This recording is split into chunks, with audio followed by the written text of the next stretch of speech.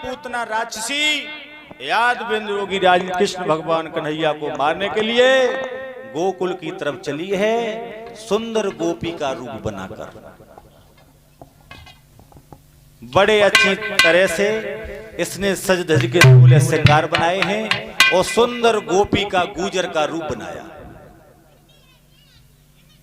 और चली है उस गोकुल की तरफ। यादवेंद्र योगीराज कृष्ण भगवान कन्हैया को मारने के लिए कैसे जा रहे हैं, किसी विद्वान ने लिखा भी है।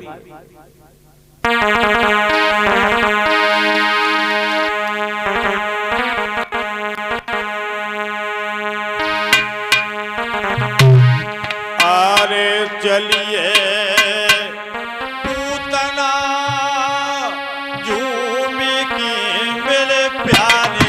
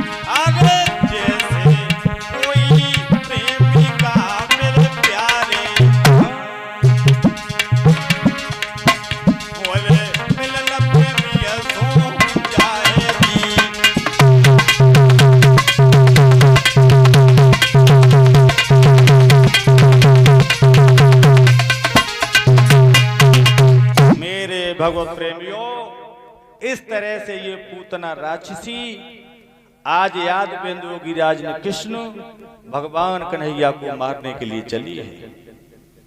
रास्ते में चली जा रही है, विचार करती जा रही है, अपने भैया कंस का कार्य में अवश्य करके लौटूंगी।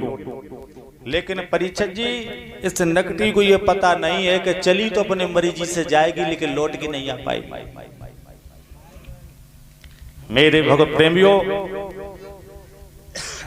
आज ये पूतना राक्षसी गोकुल में जाके पहुंची। जिस किसी के दरवाजे पर पहुंचती है उसी की पड़ोसन का रूप बना लेती है। बड़ा ही मायावी है। अगर बालक खेल रहा है तो किसी न किसी बहाने से उस बच्चे को गोदी में लेती है। इस तरह से हलाहल तीव्र जहर लगाए हुए है। बेचारा बच्चा नहीं समझ पाता है।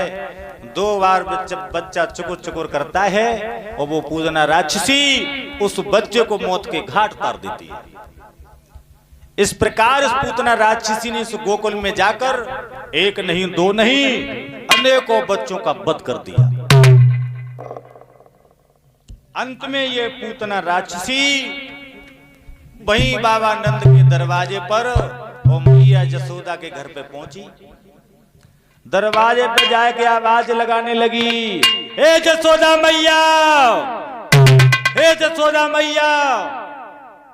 सभी गोपियां तेरे लाला को बधाई दे दे के चली गई। हे मैया, हूं ना आ पाई है। मैया यशोदा कहने लगी, नकटी कहेगी, सारे गांव की गोपियां बधाई दे के चली गई, तू कहां गायब बनी रही। अब झूठ मूठ के आंखों में आंसू भर के बोली वो पूतना राक्षसी जो गोपी का रूप बनाए हुए है, मैया जो हमारी सासु है ना घर में, तो बहुत खट है। अगर हम कुआ पे पानी भरवे के काजे आवे तो कोरे ते लग के देखते रहते है कि मई बहू को बातें तो नहीं करते है। हे मैया, हमारी सास बहुत खंड है, इसलिए हम तेरे लाला को बधाई देने नहीं आ पाए। आज हमारी सास कहीं चली गई है, हमारे पति को हम चले गए हैं। आज मुझे जैसे तैसे मौका मिले है मैया, मौका मिला है, मैं तेरे लाला को बधाई देने के लिए आई हूँ। और क्या रो करके बोली पूतना राक्षसी,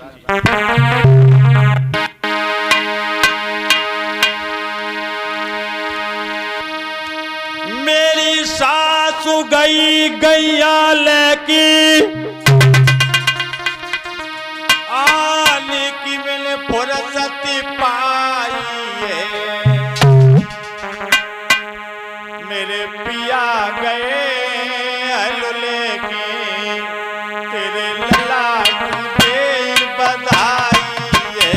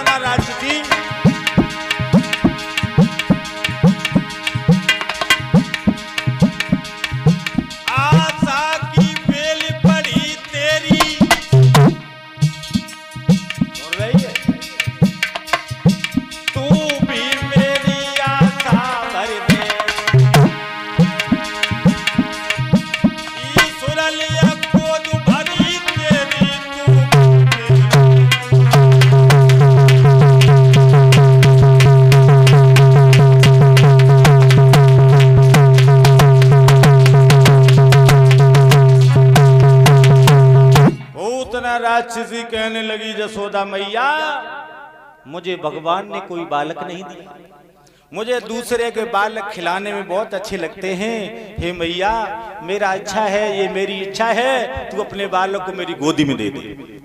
भोली भाली मैया यशोदा नहीं समझ पाई। मैया यशोदा कहने लगी, अरे गोपी, इतनी परेशान क्यों हो रही है? ये जैसा मेरा बालक है वो वैसा ही तेरा बालक है। ये पालन में पड़ा है, इसे उठा ले और तू खिला ले।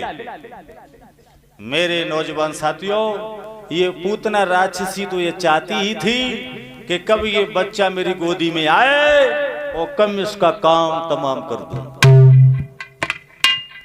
भगवान समझ गए, आई गई है।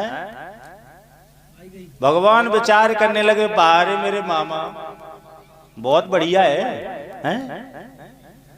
मामा ने देखो कितनी सुंदर गुड़िया भेज दी मेरे लिए है। मामा हमारा बहुत ख्याल रखता है। विद्वानों का ऐसा मत है परीक्षित जी कि जब जब भगवान का अवतार हुआ तब तब भगवान ने स्त्री जाति का पहले वध किया। जब जब अवतार हुआ,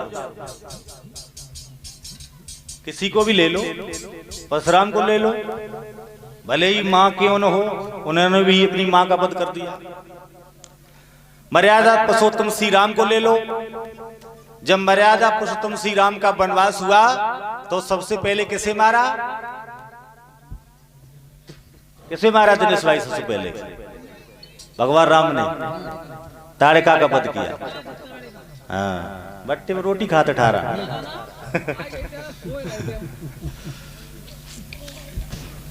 कहने का मतलब ये है, जब जब भगवान का अवतार इस पृथ्वी लोक पर हुआ तब तब भगवान ने अविद्या को पहले मारा।